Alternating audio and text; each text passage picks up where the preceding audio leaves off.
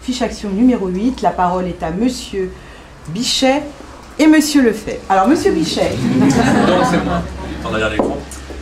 Donc le jeu du respect de la citoyenneté, initialement intitulé roller football, et c'est un mot que je n'emploie plus depuis 4 ans volontairement, puisque c'est un mot qui est trop connoté sportivement parlant. Si je me mets à votre place et j'entends pour la première fois le mot roller football, j'associe les deux, roller football, je pense avoir tout compris. Et pas du foot en roller, pour reprendre les propos d'une aide de SECPA il y a quelques années.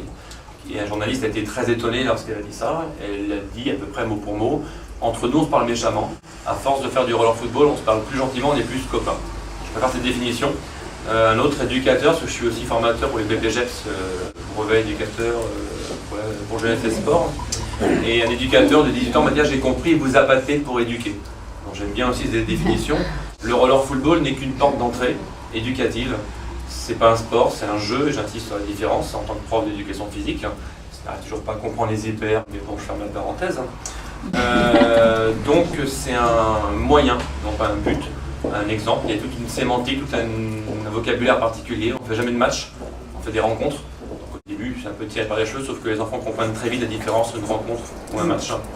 Il y a tout un vocabulaire particulier, il n'y a pas d'arbitre, il y a un référent extérieur, c'est un auto-arbitrage, il n'y a pas de capitaine, il y a un médiateur.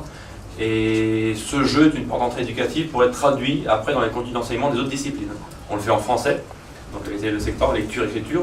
On le fait en mathématiques, puisqu'il y a un calcul à étage qui se fait, avec un calcul de points à la fin de chaque rencontre, où on additionne score de jeu et score de comportement, puisque le comportement, le langage fait partie des fautes éventuelles, puisqu'on peut gagner des buts en se comportant bien. Donc on est forcément respectueux dans ce jeu-là. Et cette porte d'entrée pour travailler des valeurs importantes telles que le respect, la citoyenneté, la communication, le partage, la mixité, puisque ce jeu est forcément mixte en sexe mais aussi en âge, puisqu'on a des exemples en extrascolaire, en Franche-Comté en particulier, on a bien souvent, où des enfants de 6 ans jouent avec des jeunes de 22-23 ans. Là, on a emmené les élèves de SECPA récemment, au mois de novembre, aux EPSILIAT, c'est un rassemblement des profs de PS de France à l'Alterpente et à Paris. Donc d'anciens élèves de la SECPA de Bonneuil, plus quelques-uns de cette année, qui ont joué contre des jeunes de 19 ans qui n'avaient jamais joué à ce jeu-là. C'est une rencontre assez sympa sur des valeurs qui ont été très concrètes, très accessibles.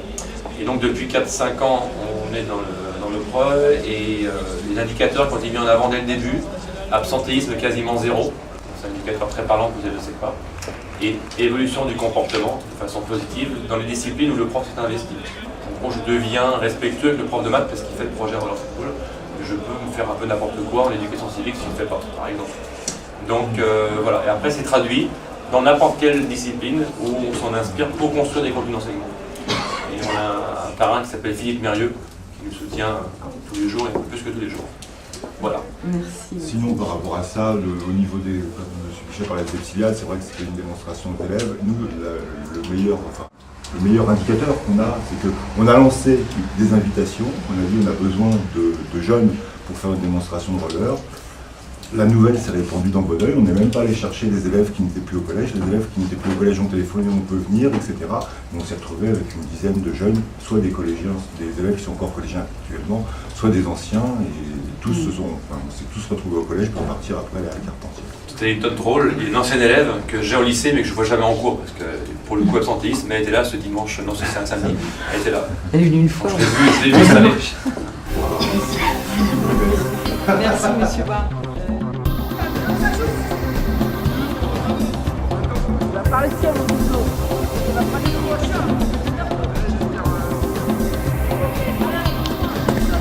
Ouais,